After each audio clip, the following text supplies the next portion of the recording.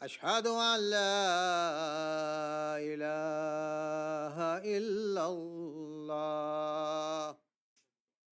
وحده لا شريك له. أشهد أن محمدا رسول الله صلى الله عليه وسلم. أشهد أن محمدا رسول الله صلى الله عليه وسلم. أشهد أن عليا ولي الله صلوات الله عليه. أشهد أن عليا حجة الله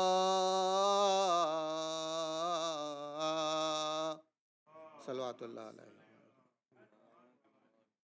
حي على الصلاة حي على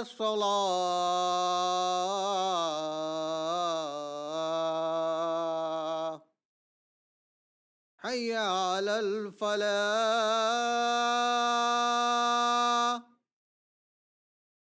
حي على الفلاح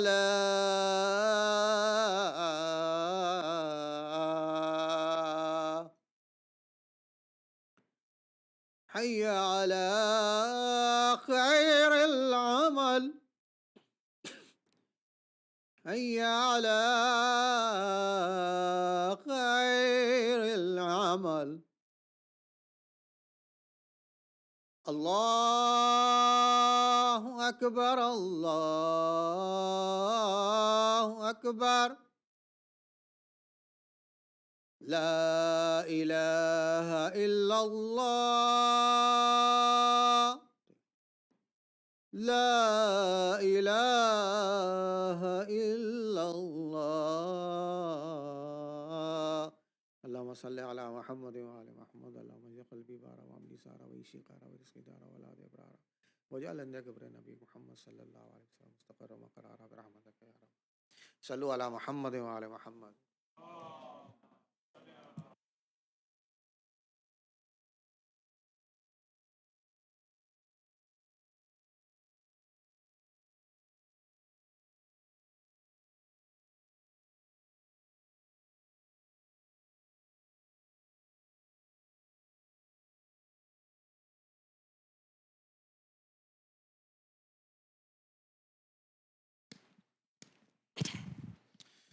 Recite a salawat, please. Allahumma salli ala Muhammad wa ali Muhammad wa ajil.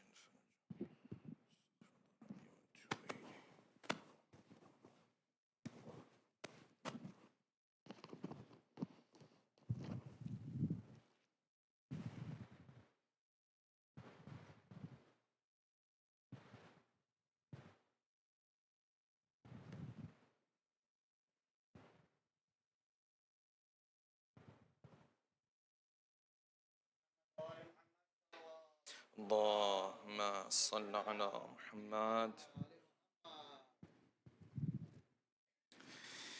أعوذ بالله من الشيطان الرجيم. بسم الله الرحمن الرحيم. الحمد لله رب العالمين بارئ الخلائق أجمعين باعث الأنبياء والمرسلين الذي بعد فلا يرى وقرب فشهد النجوى. نحمده ونستعينه ونثني عليه ونؤمن به، ثم الصلاة والسلام على أشرف بريته ومبلغ رسالاته العبد المؤيد الرسول المسدد المحمود الأحمد أبي القاسم محمد.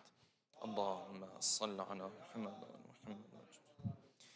وعلى أهل بيته الطيبين الطاهرين. عباد الله، أوصيكم ونفسي بتقوى الله. We begin this first Friday khutbah by reminding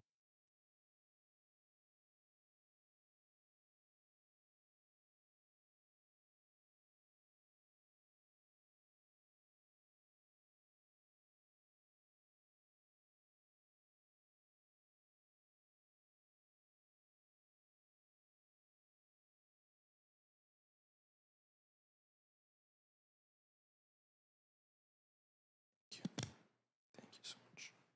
One more loud salawat, please. Allahumma salli ala Muhammad wa ala Muhammad.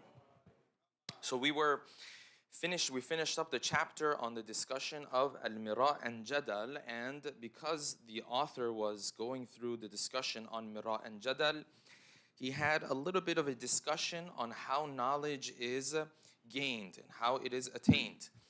And the discussion we had there was revolving around this idea that you and I normally associate knowledge with words and sounds that we hear. We normally assume there's a book we read, and from there we gain knowledge. There are words that we hear, from there we gain knowledge.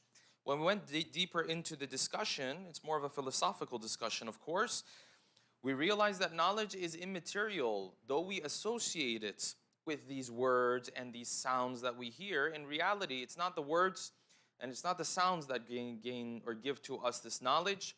This knowledge comes from a different realm. It comes from a divine realm.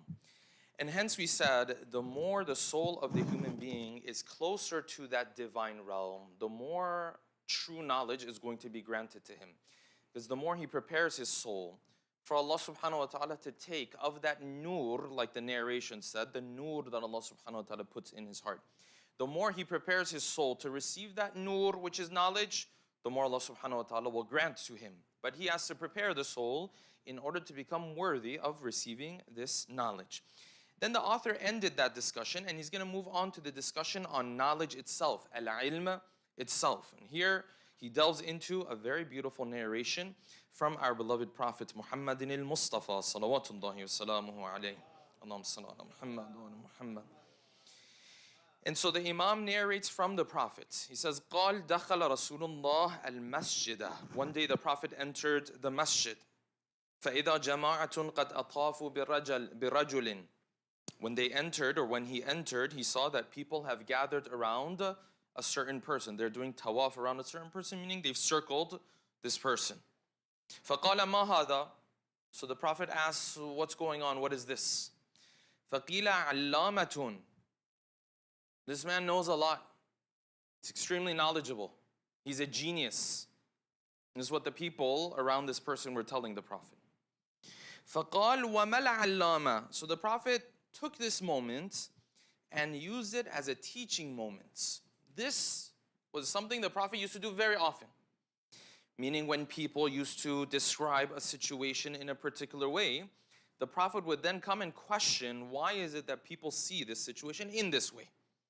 So when he would ask the people what's happening, and they would say, oh, this is happening, then the Prophet would say, okay, why do you say this? So you said he's allama, right? وَمَا الْعَلَّامَةُ. What's the definition of allama? How are you defining allama? How are you defining a knowledgeable person that when you see this person, you're referring to him as what? As a knowledgeable person. وَمَا الْعَلَّامَةُ. They said, فَقَالُوا لَهُ أَعْلَمُ النَّاسِ بِأَنْصَابِ الْعَرَبِ. This guy, he knows all the lineage. He knows all those who came from a particular tribe, who's the son of who's the child of who, and so on and so forth. This stuff may not seem too important to us today. Back in the day, this was the most important things. This was your social status. If you made it into a particular tribe or didn't make it into a particular tribe, that would have made the difference between you having protection for your life versus not having protection for your life, yes? Abu Dhar, when he believed in Islam and came in Mecca and started to speak to other people, what was the reason that they started to attack him? Because he didn't have a tribe in Mecca, yes? Ibn Mas'ud, famous companion of the Prophet, he used to be a slave during the time of Quraysh. Why? He didn't have a tribe in Mecca. You having a tribe or not having a tribe was a world of difference back in the day. So they said, he is أَعْلَمُ النَّاسِ بِأَنْصَابِ الْعَرَبِ وَوَقَائِعِهَا. He knows all of our stories. He's a person of history. And وَأَيَّامِ الْجَاهِلِيَّةِ. And all of the customs and heritage and legacy that our forefathers have left behind. وَالْأَشْعَارِ الْعَرَبِيَّةِ. And the Arab poetry or the Arabic poetry. قال فقال النبي. Then the Imam says that the Prophet said this.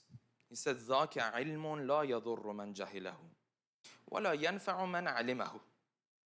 He said, listen, that knowledge you guys just described for me, that's the type of knowledge. If someone has it, it's not going to hurt him.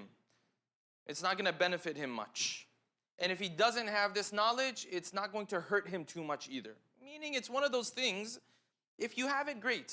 If you don't have it, not a big deal. Because you guys said he's allama. You guys said this guy has all of knowledge in the palm of his hands. When I ask you what knowledge he has, you tell me this lineage and so on and so forth. The Prophet said this is the type of knowledge. If you have it, it might help you a little bit. But if you don't have it, it's not going to hurt you at the end of the day. So, Ya Rasulullah, what is that knowledge that if I don't have, it is going to hurt me? This is what the Prophet's trying to get to. See, the Prophet is setting up this conversation to get to this point. So what is that knowledge that if I lack it, then I'm going to run into major problems, into major issues? The Prophet said, ثُمَّ قَالَ النَّبِيُّ إِنَّمَا الْعِلْمُ ثَلَاثَةٌ. He said, knowledge is of three categories. Number one, آيَةٌ مُحْكَمَةٌ, a clear sign. أَوْ فَرِيضَةٌ عَادِلَةٌ, and a farida that is moderate. So we're going to explain what these are. This is category number two. And number three, أَوْ سُنَّةٌ قَائِمَةٌ, and a sunnah that has been carried out. These three categories. وَمَا خَلَاهُنَّ فَهُوَ فَضْلٌ. Other than these three, if you have them, it's good. But if you don't have them, it's not the end of the world either. If you miss one of these three, it is the end of the world, is what the Prophet is saying. Yes, this hadith, inshallah, we're going to spend at least a couple weeks on this hadith. Has many implications for our communities. Many implications to be understood from this hadith of the Prophet. You know, in our communities, brothers and sisters, and I say this during the month of Muharram and Safar, because in Muharram and Safar is where many of these rituals take place.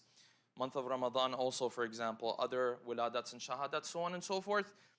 As a whole, we are a community that unfortunately have not received the message of the Ahlul Bayt in a balanced manner.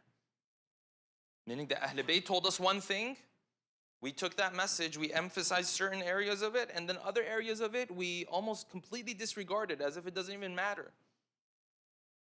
And if you talk like this, they'll say, oh look, he doesn't believe in what the Ahlul Bayt taught us. No, you misunderstood what the Ahlul Bayt taught us.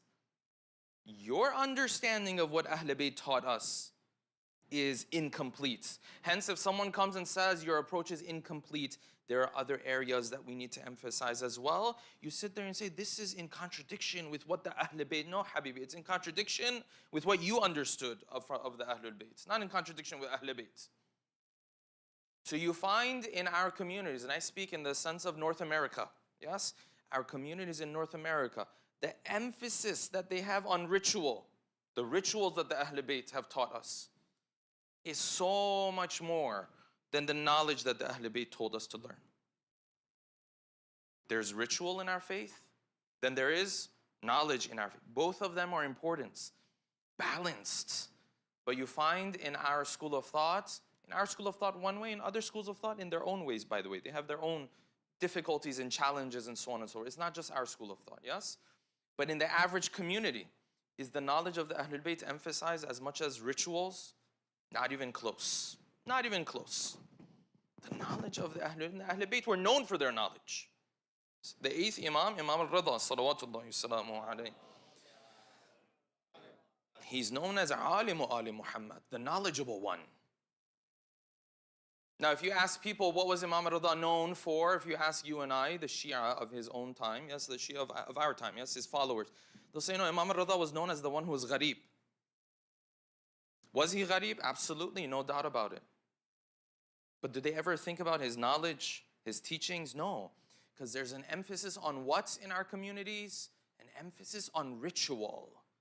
Just do these things and then your community will be fine. No, our community is not fine, brothers and sisters. It's nowhere close to being fine.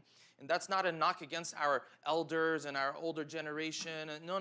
This is a responsibility all of us bear on our shoulders to move in a direction where the message of the Ahlul Bayt is preached in a balanced manner. Then you'll see the beauty of it. Then you'll see this person taking part in the ritual, but also understanding the deeper meaning of this ritual that he's taking part in. That's beautiful. That is faith that cannot be shaken now. That is faith that has its roots very deep. If you try to pull it out, you will see it has very deep roots. But we didn't spend time on those roots. We spent time on only what? On the aesthetics, on the superficial level. just on the rituals. But this is not what Ahlul Bayt taught us. But dare you say this? They'll say, no, you don't believe in the Ahlul Bayt. You're taking away from their rituals. We're not taking away from their rituals. We're adding more value to the knowledge that they brought. Big difference between the two. So the Prophet, he came and said, listen, there are certain things, if you don't know them, it's not a problem. It's not the end of the world. But these three, if you don't know them, it is the end of the world. You are in trouble. You're not going to know how to live your life. Okay, couple points we understand from this narration, and like I said, it'll span over a couple of weeks. Number one, the first thing you see the Prophet did in this moment, which is something we all need to learn from, is that the Prophet took every moment and turned it into a teaching moment. He took a moment where he saw how people observe something and immediately plants a seed there. And the Prophet did this very often. Very often the Prophet would go into society, see people circled around a person, gathered around something. There's something big that's happening. And then the Prophet would look at that big event and say, you know, your observation of this event is not very accurate. Maybe it's more like this. Yes, this happened very commonly in Medina, of course, more than Mecca. So the narration says the Prophet one day was walking. He saw again a group of people who were gathered around. This person was on the ground. He was having a seizure. Yes, it's a very difficult situation. So the Prophet asked them, he said, what's happening? Why have you all gathered here? And you will forgive my wording. This is the wording in the narration. They said, yes, there's a majnoon here. Yes, there's someone who's mentally ill. He's forgive me, crazy, so on and so forth. He's on the ground. He's having a seizure. This is a medical situation, but this is the understanding that people had at that time, yes?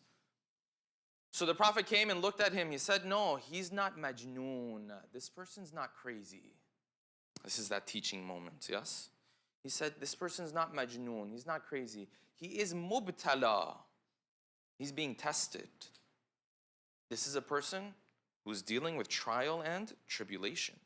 He's dealing with tests.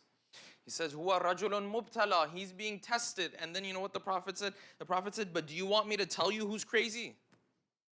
Do you want me to tell you who's actually majnoon? Do you want me to tell you who's actually lost his mind? Yes, Ya Rasulullah. Now imagine people before were just doing what? They were people watching. Yes? People watching is a very famous hobby nowadays. Yes? You just sit in the airport and you watch people. Yes? Who's this person? Who's that person? So on and so forth. And of course nowadays, everything that happens, someone has to bring out their phone, or everybody has to bring out their phone and record everything that's happening. People were people watching. And the Prophet turned this into a moment of education for them. He said, this person is not majnoon, he's mubtala. But do you want me to tell you who is majnoon? Do you want me to tell you who has actually lost his mind? Yes, Ya Rasulullah, who's actually lost his mind? He said, that man who thinks that all of the praise in the world belongs to him and all of the flaws in the world are only in other people, not in himself. This person who's impressed with himself, he's majnoon. This person who's impressed with himself, he's lost his mind. Prophet used to do this often. Took a normal situation, turned it into this type of a situation. This is the first thing we see in here. Second thing that the Prophet did was explaining which forms of knowledge are those critical forms of knowledge that if you don't have, you'll run into problems. And then explaining that, listen, there's other forms of knowledge. Those two you should try to gain, but it's not the end of the world if you don't gain those. These three, if you don't gain them, you'll run into problems. Point number three, he summarized these three forms of knowledge into three categories. Said these three categories. Okay, these three categories of knowledge, the reason why the Prophet is categorizing them in three is because fundamentally the human being exists simultaneously in three realms. Three realms of existence. You want to call them dimensions, you want to call them three worlds, all of these are the same thing, yes? There are three realms that the human being exists in. There is alamud dunya, this is the world that you and I are familiar with, yes? It is the world of matter. It is where everything has a shape and color and mass, and you can't have two things in the same spot, and you can't be in two places at the same time, and this is the world of matter. This is alamud dunya. There is alamul barzakh, think like your dreams, where things have shape and color, but they don't have mass. When you see someone in your dream, that person is not physically there. Though the shape and the color is there. You recognize this person in your dream. Yes? Then there is alamul aqla, the world of the intellect, where things don't have shape and color, they also don't have mass either. Knowledge is one of those things that belongs where? Belongs to that realm. Belongs to alamul aqla. It is the realm of intellect. It is things that exist. They're very real, but they don't have shape and color and mass. In reality, in some ways, they don't have limitations. But we'll leave that for another time. Based on the three categories of knowledge that the Prophet is speaking of, correlates with these three levels of our existence. We exist in all three of these realms at the same time. This is barzakh. Many of us have heard that we move, yes, from this world to the world, but that's a different definition. That's a different concept. Right now, you and I, our existence, exists in alamul dunya, alamul barzakh, and in alamul aql, all of it together. Okay, this is all at the same time. So what are the three forms of knowledge that correlate with these three worlds? The Prophet said, number one, ayatun muhkama, the sign that is clear. What is this sign? He says this is that type of knowledge that has to do with everything that exists in alamul aql. This is Allah subhanahu wa ta'ala and the angels and all of these realities that the Quran has spoken to us of. Allah subhanahu wa ta'ala comes and describes God and Tawheed, and this is what's going to happen when you leave this world and so on. This is all what? This is all ayatun muhkama, the knowledge of the unseen, the knowledge of Allah subhanahu wa ta'ala.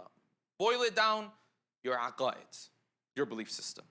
Things that are not clear to you, but you believe in them. God you can't see, you believe in him. The prophethood of the prophet you can't see physically, but you believe in it. The akhirah you can't see, but you believe in it. This is ayatun muhkama, the first type of knowledge. Why did the Prophet call this type of knowledge ayah? We're going to talk about it momentarily. This is the first type of knowledge. Second category of knowledge. He said this second category has everything to do with your heart and the etiquettes of your heart. This is your akhlaq. This is the ailments of the heart and how you go about removing those ailments of your heart. This is essentially the book that we're going through. The vices that the human being has and how he's supposed to treat those vices. The Prophet said the second category of knowledge that if you don't pursue, you're going to run into problems is this category of knowledge, this issue of akhlaq. The third of them, that this correlates now with this world. The third category of knowledge that correlates with alamud dunya is what religion expects you to do in a material sense. This is your fiqh. This is your day-to-day activities. Yes? When you pray, you can't sit there and say, I prayed with my heart. You have to actually get up and do what? You have to actually create those movements on a physical level. Hence, this is the knowledge that correlates with alamud dunya. The Prophet said these are the three categories of knowledge, that without them, you're in trouble. Now, I'm going to leave this for next week. How much of these do we actually teach ourselves at a first level? And then at a next level, how much of these do we actually teach our children? Because the Prophet said, this knowledge, if you don't have it, you're going to be in trouble. How much of these do we worry about, by the way?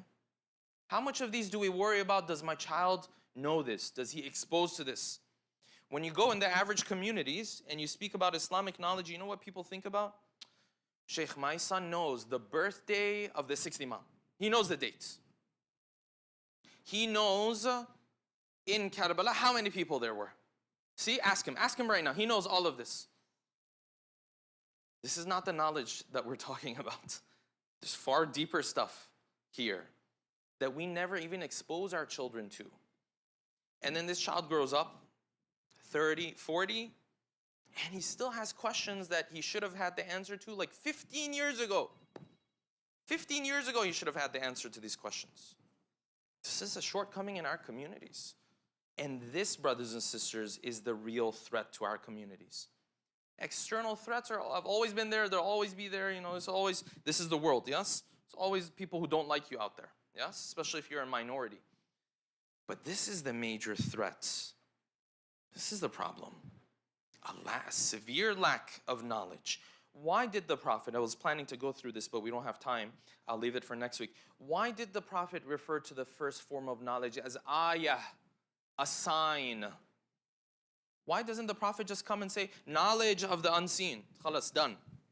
There's something the Prophet's trying to communicate by calling this knowledge what? Ayah. A sign, a mirror. There's a deeper meaning to this. Why does the Prophet refer to the second type of knowledge as faridatun adila, an obligation that is moderate? What does he mean by moderates? What does moderation have to do with akhlaq? There's a reason why he chose moderation and the science of akhlaq together. Why is it that the Prophet, when he came to the third type of knowledge, which is your day-to-day activities, your ahkam, yes? Why did he refer to those as sunnah qa'imah? There's a very deep meaning behind each one of these. And then we'll have to talk about how little, unfortunately, you and I, all of us, have put into investing in our communities so that we can delve into this knowledge that the Prophet says if you don't have it, you're in serious trouble. And when you look at our communities today, that is clear as day. A lot of the issues we have in our communities, brothers and sisters, is because of a severe lack of Islamic knowledge. And inshallah, with that, we'll bring this khutbah to an end. A lot more to discuss, but we'll leave that inshallah for the following weeks. أقول قولي هذا وأستغفر الله لي ولكم. أعوذ بالله من الشيطان الرجيم. بسم الله الرحمن الرحيم. قل هو الله أحد الله الصمد لم يلد ولم يولد ولم يكن له كفوا أحد. اللهم صل على محمد وعجل فرجه. اللهم صل على محمد. اللهم صل على محمد.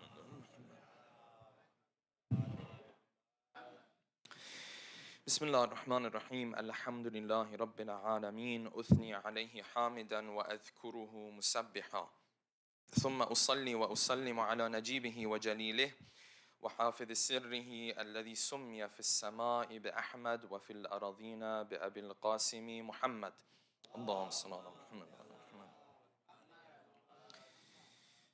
اللهم صل وسلم على علي أمير المؤمنين وفاطمة الزهراء سيدة نساء العالمين وعلى سبطي نبي الرحمة وإمامي الهدى الحسن والحسين سيدي شباب أهل الجنة وعلى علي بن الحسين ومحمد بن علي وجعفر بن محمد وموسى بن جعفر وعلي بن موسى ومحمد بن علي وعلي بن محمد والحسن بن علي والخلف الهادي المهدي حججك على عبادك وأمنائك في أرضك. صلوات.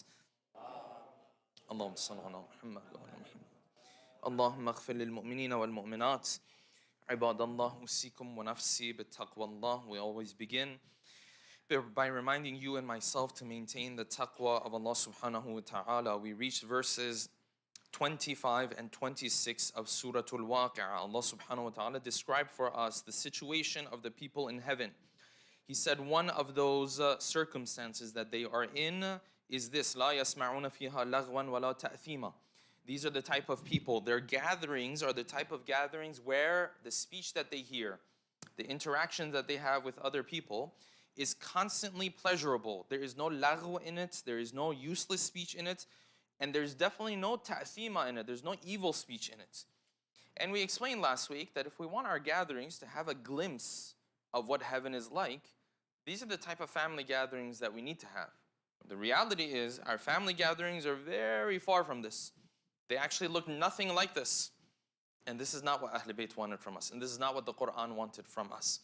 So the verses continue, verses 27 through 33, inshallah, we'll cover today. وَأَصْحَابُ الْيَمِينَ مَا أَصْحَابُ الْيَمِينَ. And the people of salvation, what a salvation that they will reach. What we were covering up until now was أُولَٰئِكَ الْمُقَرَّبُونَ. Yes, the top notch of the people who go into heaven. That was one category. Now we're going to move on to the second category, which is the people who are going to make it into what I refer to as normal heaven. There's no normal heaven, because the Quran is saying, وَأَصْحَابُ الْيَمِينَ مَا أَصْحَابُ الْيَمِينَ. Once you make it in, there's no normal experience here. This is, even the smallest level of it is mind-blowing. Even the smallest level of it is that special. Okay, so what happens to these people? فِي سِدْرٍ مَخْذُودٍ. They are sitting in the presence of trees. These are low trees. The low tree, one of the characteristics of it is that it's very big, it has a big shade. The problem that comes with it in this world is that it has thorns. And the Quran says they will be sitting around low trees, but those low trees will be makhdud. They won't have thorns. So you think this is just a detail. Who cares? Thorns, no thorns. The Quran is describing a deeper concept here. The Quran is saying, listen, every pleasure that you came across in this world, like we talked about before, it always came with a headache. It always came with some negative problem that came with it, some consequences that came with it. Over there, none of these problems associate or are coming or acquainted with the pleasure. The pleasure is pure.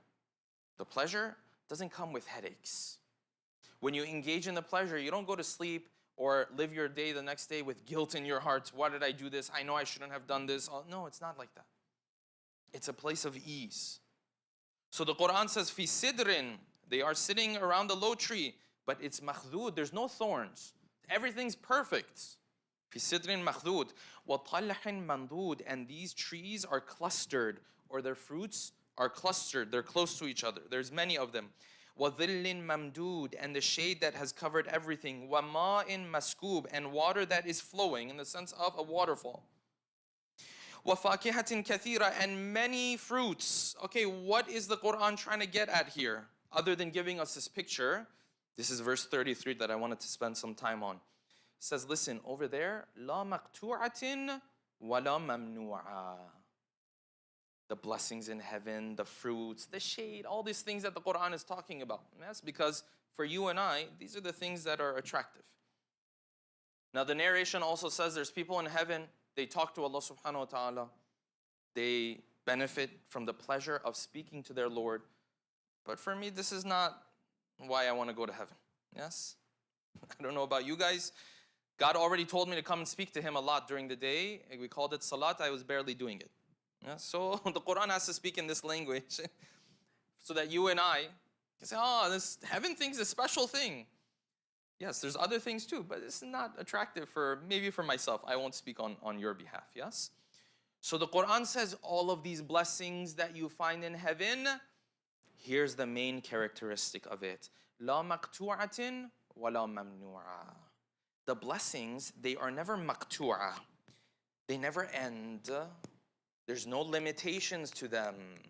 What's the Quran saying here? Quran has a big lesson to be learned here. La maqtu'atin wa la mamnu'a, and no one else can come and stop you from benefiting from them either.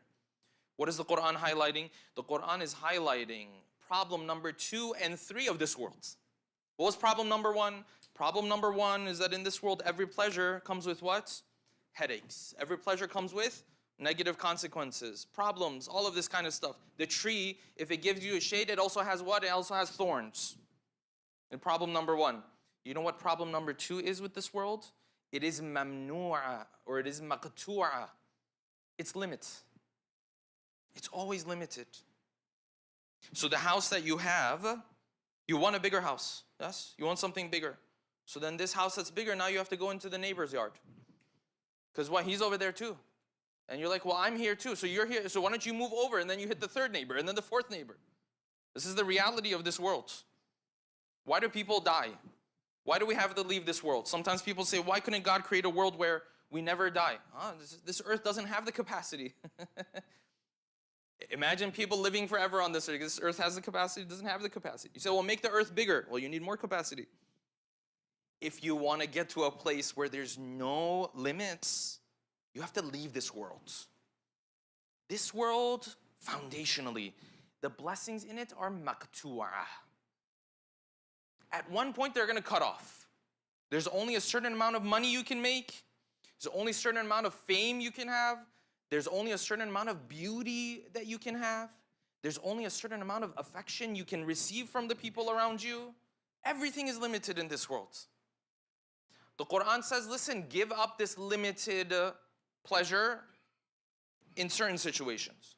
I will grant to you a heaven, la maqtu'atin. It doesn't end. Yes, you're not into fruits, you might be into something else. Doesn't matter. It's la maqtu'atin. The second problem of the nature of the world that we live in is everything is limited. There's never enough of a certain thing. Why do you think certain things are so valuable in this world? Because there's not enough of them. Why do you think gold has value?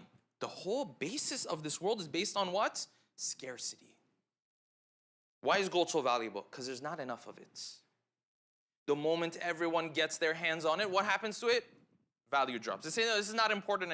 The whole world that we live in is based on not enough. That's how the whole world functions, actually. The Quran says, come to the next world. Over there, la maqtu'atin. Nothing cuts off. It's everlasting source of everything you can possibly think about. Okay, this is problem number 2. You know what problem number 3 is? Problem number 3 is sometimes when the limitations of this world themselves don't limit what you have, someone else comes and limits it. So there are blessings out there, but guess what? Someone else comes and says, you can't have this. This is what? This is mamnu'ah. So you put in work, you put all of your effort into it, yes? But someone else comes, takes away the result of your work. This happens in this world. You gave this idea at work, someone else comes, a colleague comes, says, oh, this is my idea. That's it. It's what? It's mamnu'ah. Someone else comes and takes away the results of your work. You raise this child, you put everything from your life into this child. When he was away, when he was sick during night, you stayed up to keep him, fine. You gave him everything. Now he grows up, God forbid, doesn't appreciate, moves on. Could care less. This is mamnu'ah. Where are the results of my efforts? Now that I'm older, this child is supposed to be helping me, taking care of me, so on and so forth, yes? Where's the results of my efforts? This is the nature of this world. It is mamnu'ah. So the Quran says when you come to heaven, I'm talking about fundamentally a different world altogether. Don't look at the Quran and say, oh, fruits. Oh, I don't like fruits. No. This is a different world altogether. In this world, when you engage in the pleasures, there's no problems that come along with them, number 1. Number 2, la maqtu'atin. Nothing has any limits. Number 3, nothing is mamnu'ah. No one comes and takes anything from you. But this is the problem with this world. The world that we live in has all of these problems and more. And hence you find in multiple narrations, the Ahlul Bayt referred to this world as what? As sijn. They refer to this world as a prison. So you find in the narration of the 6th Imam, Al-Imam As-Sadiq, salawatullahi salamuhu alayhi, in Al-Kafi, he says, Ad-dunya sijnul mu'min. This world is the prison of the believer. فَأَيُّ سِجْنٍ جَاءَ مِنْهُ خَيْرٍ. And then he poses this question to you and I. He says, and which prison do you know of that's comfortable? That's the whole point of a prison. The whole point of a prison is what? Maqtu'a, mamnu'a, you can't do this. Everything's limited, yes? The Imam said, this dunya, it's sijnul mu'min. It's that place that comes with all sorts of difficulties, all sorts of limits. Every stage of life you go to, there's something missing from your life. Isn't it funny? It's not a coincidence. Every stage of your life you go to, you're like, if I only had this one. When you were younger, it's like, if only I'm older, I can drive. When you get older, if only I could have my own car. You get old, if only I could have my own income. Get a little bit older, if only I can get married. You get married, oh, if only we can have this child. Then the child shows up, if only we can take care of this child. If only we can get him into the right school. This is the world we live in. There's never going to be a point in our lives. I hate to be the bearer of bad news, yes? But this is the news that the Ahlul Bayt are telling us, not my news. There's never going to be a point in life where you sit back and you relax and say, Alhamdulillah, everything is taken care of. It does not exist in this world. You know where it does exist? You know where you do recline? The Quran said, مُتَّكِئِينَ عَلَيْهَا مُتَقَابِلِينَ. In heaven, yes, you sit back and you recline because that's the nature of that world. The nature of this world, sijn, it's a prison. Sometimes it feels like that. Sometimes you're nice to someone, you did something for someone, then that person betrays you. Feels like a prison sometimes. So this person came, and this is another narration, where he came to, again, the 6th Imam, Al-Imam As-Sadiq, salawatullahi wa salamuhu alayhi. فَشَكَى إِلَيْهِ رَجُلٌ الْحَاجَةِ. Someone came to the sixth Imam and spoke to him and was complaining to him of a haja. It's one thing to bring your haja to another person. It's another thing where you complain, shaka. So now he was, yes, it was already made life difficult for him. He's complaining about something that he needed. So the Imam turned to him and said, what? فَقَالَ لَهُ إِصْبِرْ. Be patient. It must have been a situation where there's not much you can do about it. Sometimes you can do things about certain situations. Sometimes you can't really do anything about it. This is one of those situations. فَقَالَ لَهُ إِصْبِرْ فَإِنَّ اللَّهَ سَيَجْعَلُ لَكَ فَرَجًا. Allah subhanahu wa ta'ala will ease your difficulty. He will bring about convenience for you. Okay, great. ثُمَّ سَكَتَ سَاعَةً. Then the Imam, he went quiet for a little bit. Imagine yourself in the presence of an Imam. If he goes quiet, you're thinking, oh, what is he thinking? What is he going to say? ثُمَّ سَكَتَ سَاعَةً ثُمَّ أَقْبَلَ عَلَى الرَّجُلِ. So he turned back to that man. فَقَالَ أَخْبِرْنِي عَنْ سِجْنِ الْكُوفَةِ. He said, tell me about the situation of those who are in the prison of Kufa. Sijn al-Kufa. Of course, they don't have a good situation. So this man turned around to the Imam. فَقَالَ أَسْلَحَكَ اللَّهِ ضَيِّقٌ مُنْتٍ. It's tight, it's difficult, it smells bad, it's a prison. It's not meant to be a comfortable place. This is how you... Sijn al-Kufa. First of all, you know how Sijn al-Kufa is. This is what this person is thinking. First of all, you already know how Sijn al-Kufa is. First of all. Second of all, if you want me to tell you short, ضَيِّقٌ مُنْتٍ. It's tight, it's difficult, smells bad. وَأَهْلُهُ بِأَسْوَيَ حَالٍ. And people who are in there, they're not doing well because it's a terrible place to be. قال, and this is the lesson for you and I. Yes, with the small tests that God puts in front of us. I mean, there's people out there, God has tested them in ways. Sometimes you see their tests, it embarrasses us sometimes, yes? I speak of myself.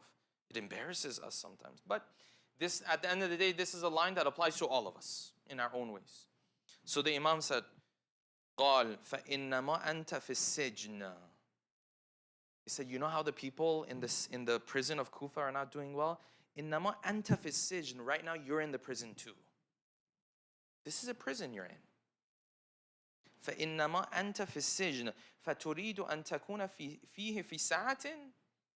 So you want to be doing well while you're in the prison? It's not the whole point of a prison. The whole point of the prison is to make life difficult. فَتُرِيدُ أَن تَكُونَ فِيهِ فِي سَاعَةٍ. You are expecting to have everything be perfect while you're in this prison? And then he continued, أَمَا عَلِمْتَ أَنَّ الدُّنْيَا سِجْنُ الْمُؤْمِنِ. Don't you know that this world, wherever a believer goes, is a sijn for him. It's a prison for him compared to what Allah subhanahu wa ta'ala has prepared for him in the next realm. With that, inshallah, we'll bring the second khutbah to an end. أقول قولي هذا وأستغفر الله لي ولكم. أعوذ بالله من الشيطان الرجيم. بسم الله الرحمن الرحيم.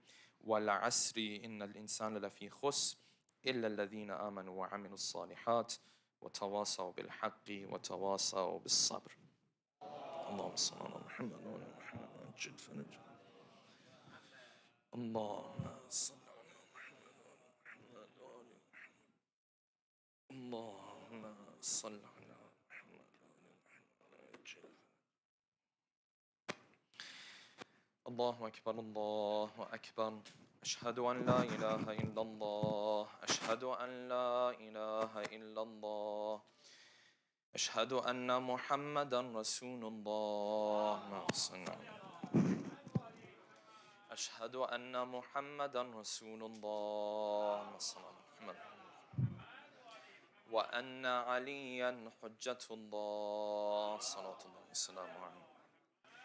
حي على الصلاة حي على الصلاة حي على الفلاح حي على الفلاح حي على خير العمل حي على خير العمل. قد قامت الصلاة قد قامت الصلاة. الله أكبر الله أكبر. لا إله إلا الله. استغفر الله ربي وأتوب إليه. الله أكبر. بسم الله الرحمن الرحيم. الحمد لله رب العالمين الرحمن الرحيم مالك يوم الدين إياك نعبد وإياك نستعين اهدنا الصراط المستقيم صراط الذين أنعمت عليهم غير المغضوب عليهم ولا الضالين. بسم الله الرحمن الرحيم. يسبح لله ما في السماوات وما في الأرض الملك القدوس العزيز الحكيم. هو الذي بعث في الأميين رسولا منهم يتلو عليهم آياته ويزكيهم ويعلمهم الكتاب والحكمة وإن كانوا من قبل لفي ضلال مبين. وآخرين منهم لما يلحقوا بهم وهو العزيز الحكيم. ذلك فضل الله يؤتيه من يشاء والله ذو الفضل العظيم.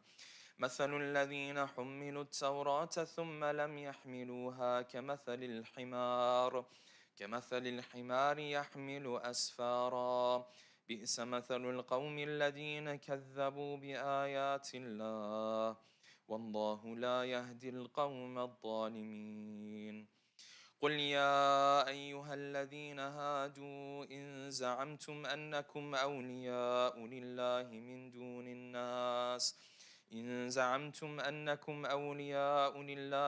دون الناس فتمنوا الموت إن كنتم صادقين ولا يتمنونه أبدا بما قدمت أيديهم والله عليم بالظالمين. قل إن الموت الذي تفرون منه فإنه ملاقيكم ثم تردون إلى عالم الغيب والشهادة فينبئكم بما كنتم تعملون.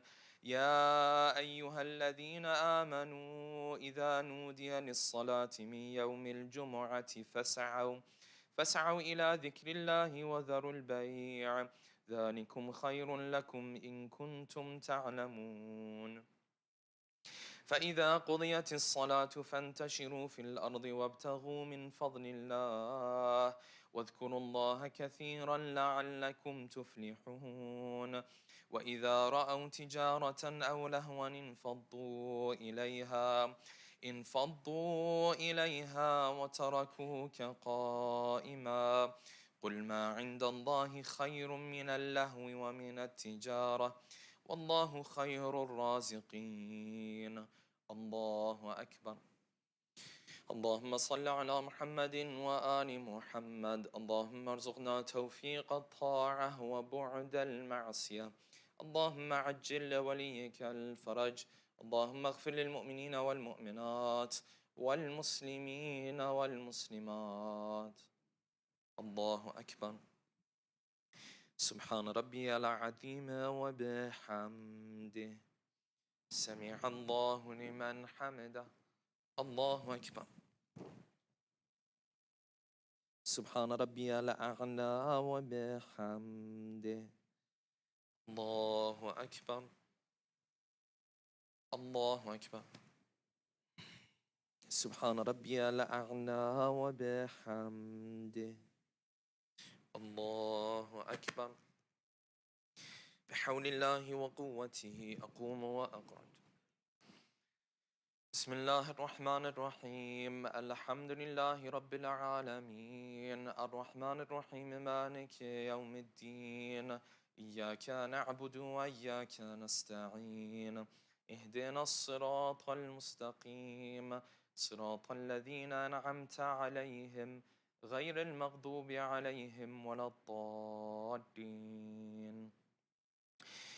بسم الله الرحمن الرحيم. والعصر إن الإنسان لفي خسر إلا الذين آمنوا وعملوا الصالحات وتواصوا بالحق وتواصوا بالصبر. الله أكبر. سبحان ربي العظيم وبحمده سمع الله لمن حمده. اللهم صل على محمد وآل محمد. اللهم ارزقنا توفيق الطاعة وبعد المعصية. اللهم عجل لوليك الفرج. اللهم اغفر للمؤمنين والمؤمنات والمسلمين والمسلمات. الله أكبر.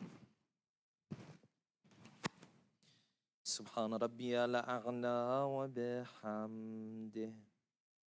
الله أكبر. الله أكبر.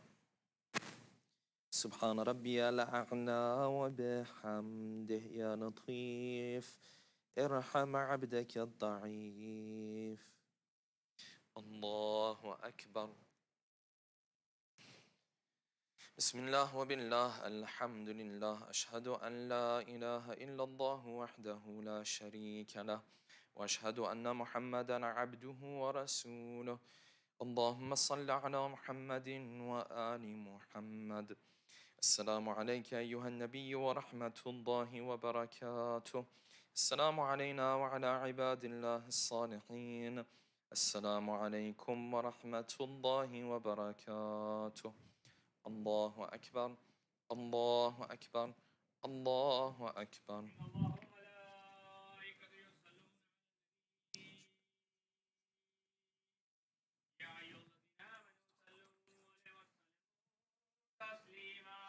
اللهم صل على محمد وآل محمد. اللهم صل على محمد.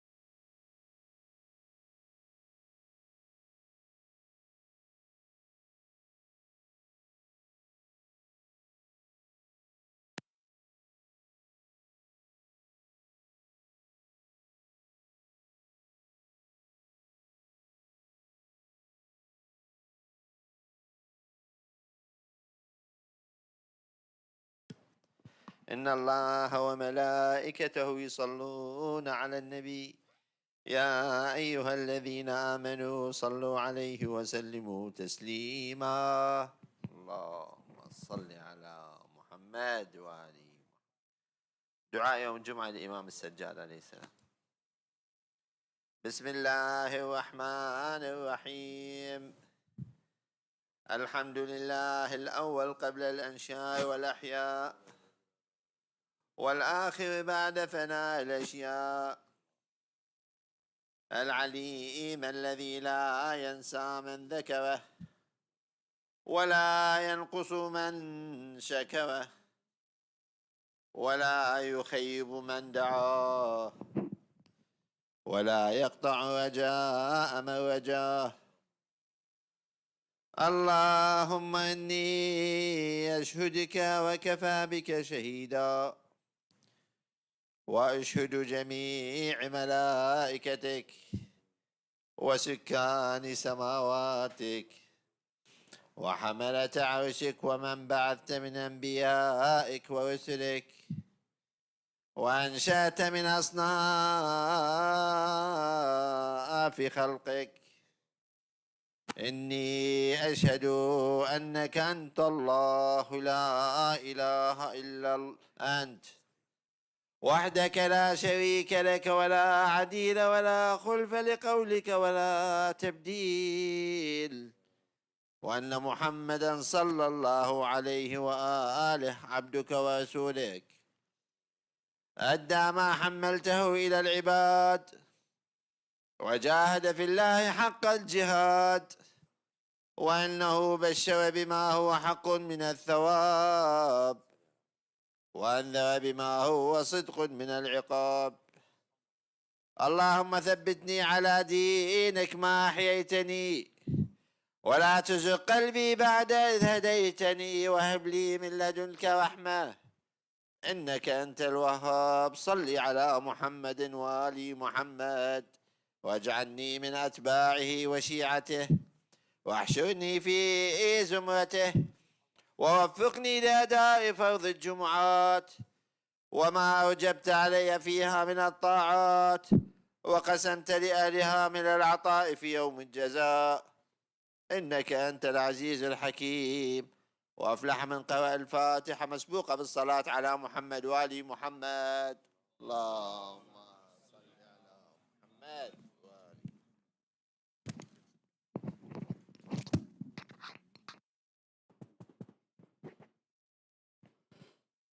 Some quick announcements.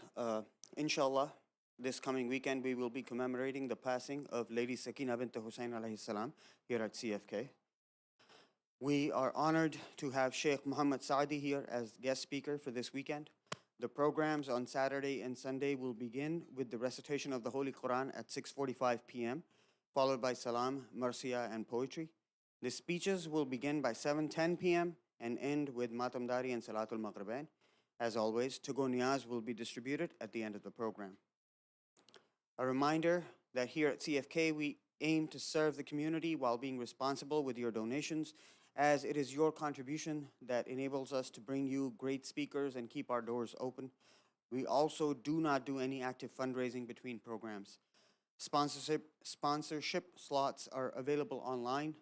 We request that you contribute as much as you can and become part of Azadari Abu Abdullah al-Hussein alayhi salam. Allahumma salli ala Muhammad wa ala Muhammad wa ajjal farajahum. As always, event details are posted on our webpage, cfkdfw.org, where you can subscribe to our newsletter and to our WhatsApp group. Jazakallah to all our sustaining members, donors, volunteers, and program sponsors for your contributions. For opportunities to donate, sponsor programs, or help behind the scenes, please speak with myself or any of the existing volunteers. I would like to request that we recite Dua Sehat for Dr. Amir Shakil, who is in the ICU currently. And let us please think of all other marhumin and people around the globe who need help. Bismillahir Rahmanir Rahim. أَمَّن يُجِيبُ الْمُضْطَرَّ إِذَا دَعَاهُ وَيَكْشِفُ السُّوءَ أَمَّن يُجِيبُ الْمُضْطَرَّ إِذَا دَعَاهُ وَيَكْشِفُ السُّوءَ أَمَّن يُجِيبُ الْمُضْطَرَّ إِذَا دَعَاهُ وَيَكْشِفُ السُّوءَ أَمَّن يُجِيبُ الْمُضْطَرَّ إِذَا دَعَاهُ وَيَكْشِفُ السُّوءَ أما يجيب المضطر إذا دعاه ويكشف السوء برحمتك يا أرحم الراحمين. اللهم صل على محمد وآل محمد وعجل فرجهم. We would also like to request a Surah Fatiha for the marhumin and of today's program sponsors. And let us all also include our marhumin and the marhumin of the Ummah, especially marhuma Shirbanu Ashiq Ali, daughter of Wazir Ali Poonawala. Bismillahir Rahmanir Rahim. Alhamdulillahi Rabbil Alameen.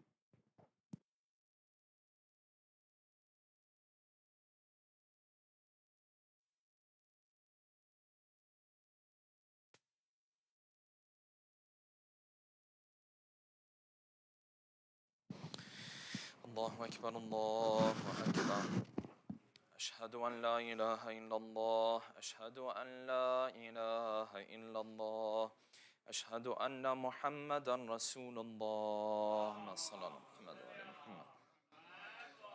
أشهد أن محمدا رسول الله. صلى الله عليه وسلم. وأن عليا حجة الله صلوات الله وسلامه عليه.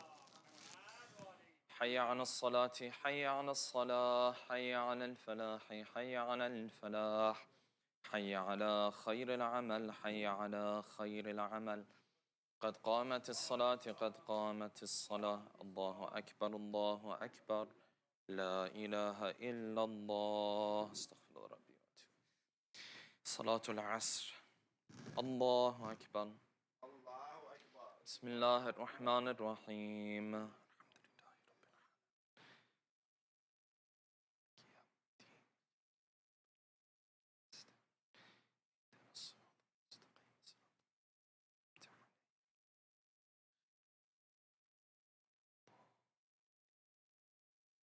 بسم الله الرحمن الرحيم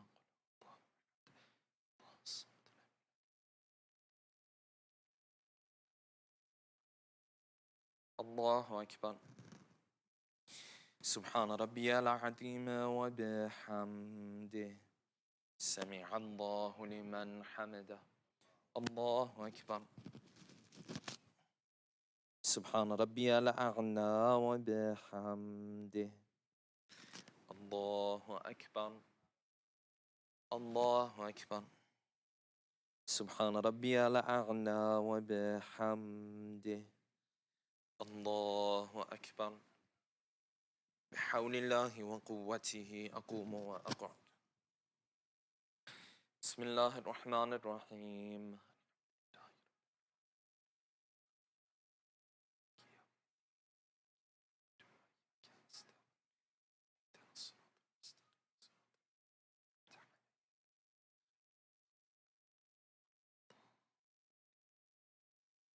بسم الله الرحمن الرحيم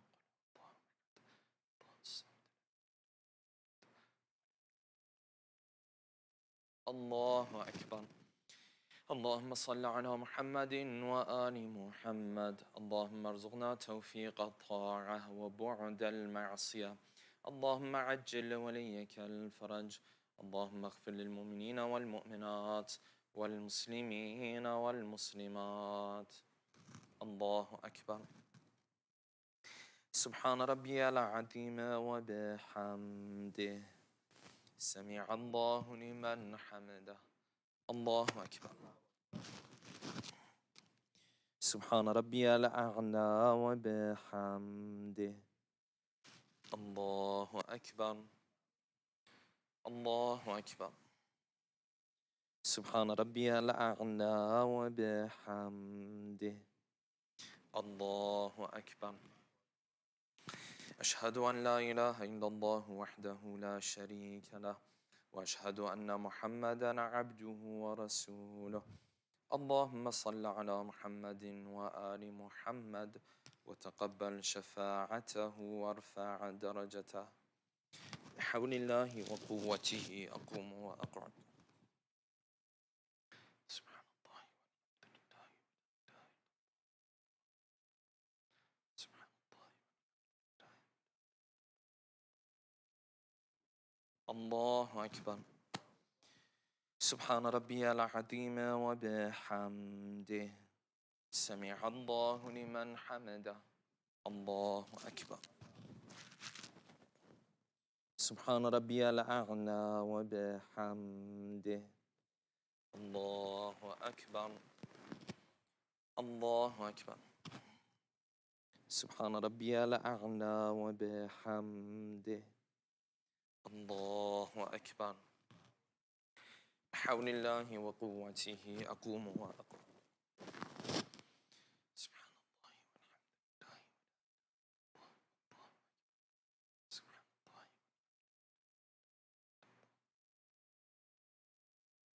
الله أكبر سبحان ربي العظيم وبحمده سمع الله لمن حمده الله أكبر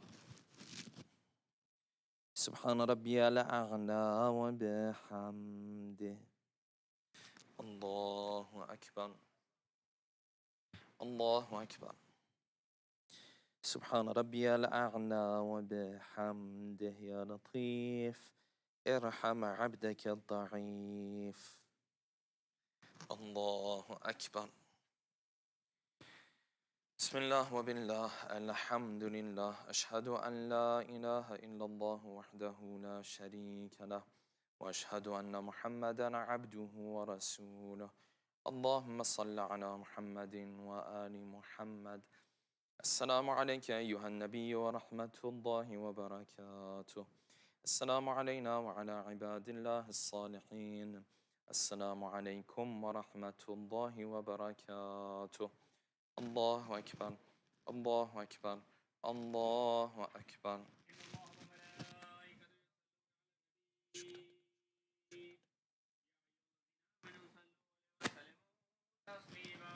اللهم صل على محمد وآل محمد اللهم صل على محمد وآل محمد اللهم صل على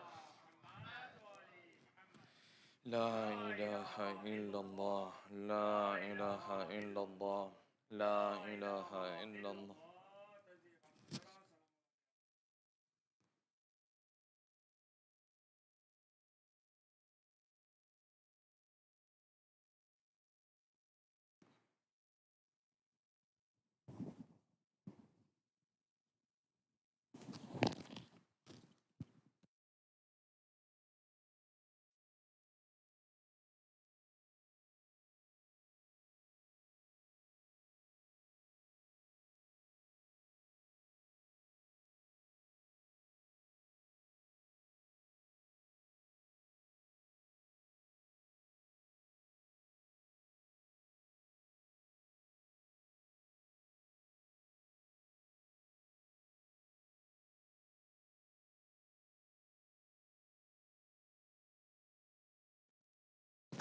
اللهم صل على محمد وآل محمد وعجل فرجهم. بسم الله الرحمن الرحيم. ما شاء الله لا حول ولا قوة إلا بالله العلي العظيم. Inshallah, recite dua wahdat all together. بسم الله الرحمن الرحيم. لا إله إلا الله إلها واحدا ونحن له مسلمون. لا إله إلا الله ولا نعبد إلا إياه مخلصين له الدين ولو كره المشركون. لا إله إلا الله ربنا ورب آبائنا الأولين. لا إله إلا الله وحده وحده أنجز وعدا ونصر عبدا وعز جندا وهزم الأحزاب وحده. فله الملك وله الحمد يحيي ويميت ويميت ويحيي وهو حي لا يموت بيده الخير وهو على كل